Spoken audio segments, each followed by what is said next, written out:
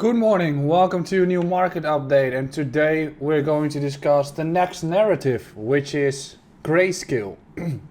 Next week we're going to see some decent unlocks from the BTC shares as 6 months have passed, and it became the central topic on social media and for retail as it fits everyone's their bearish bias. So today we're going to discuss this topic a little bit, describe what I'm thinking about it and what it actually means. So let's get to that in this topic. I'll try to make it as simple as possible, but it might be a little bit difficult if you're watching this and you're holding crypto, but let's try. Also, do not forget to subscribe beneath and like this YouTube update. Next week for our Dutch friends, they might know that we've made a video with de gierige gasten, and next week we're going to release another one. I've got some input there as well, going to be pretty cool, so stay tuned regarding that. Let's get to the point that I wanted to make with this update, which is Grayscale. And on the screen you can see that the Grayscale holdings is dropping down a little bit since the beginning of March. Very simple answer to that.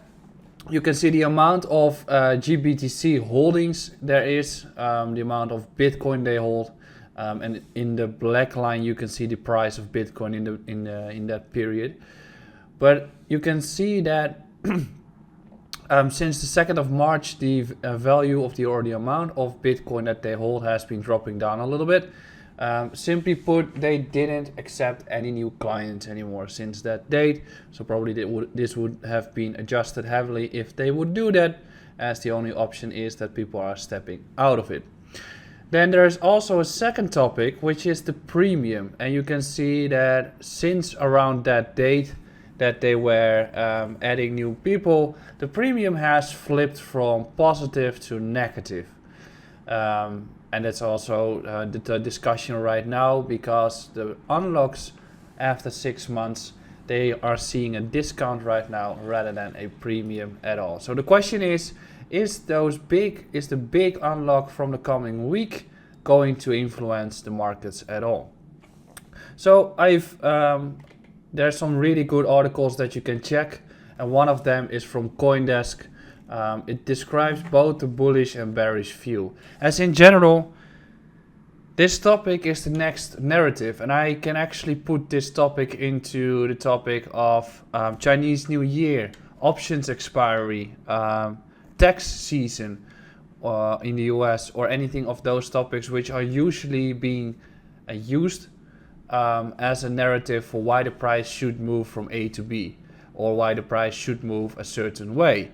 And right now, the market is not doing great, aside from some altcoins. And because it's not doing great, the negative news takes the center of the topic. Means that anything that's positive doesn't really get the spotlight, and negative does, because it fits your bias. As most of the people that are in crypto or new to crypto are underwater and feeling pain, and therefore any bearish bias gets into the spotlight and fits your own bias. So this article describes it all, and I'll just go through it, in which JP Morgan stated that the selling of the GBTC shares is going to have a negative impact on the markets. However, the unlock that we're going to get in the coming week is not Bitcoin. It is GBTC, which are shares in the Grayscale Bitcoin Trust, which is something different than the Bitcoin in itself. So if we go a little bit forward, we have got Jeff Dorman, who also said something about this topic. He said that it could lead to heavy selling of GBTC on the open market, but that doesn't mean that it has a negative impact on the price of Bitcoin. It could actually put buy pressure on Bitcoin, not sell pressure, as those who sell GBTC will have to buy back Bitcoin to cover the short leg of the trade. So let's discuss what this topic means. Investors could subscribe to GBTC shares directly at the fund's net asset value back in the day, which is linked closely to the spot price of Bitcoin. After the 6-month lockup, those shares could be sold in the secondary market, including to retail investors.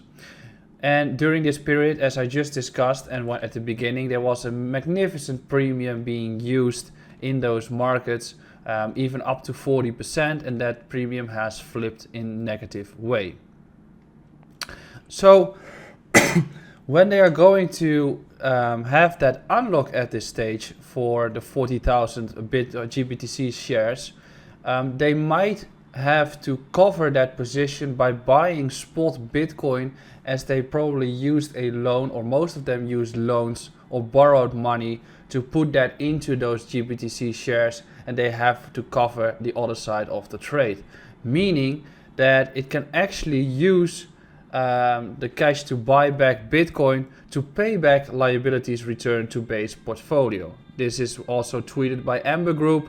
They said upon unlock, they have to sell shares into cash, or they sell shares into cash, use that cash to buy back Bitcoin to pay back liabilities returned to base portfolio.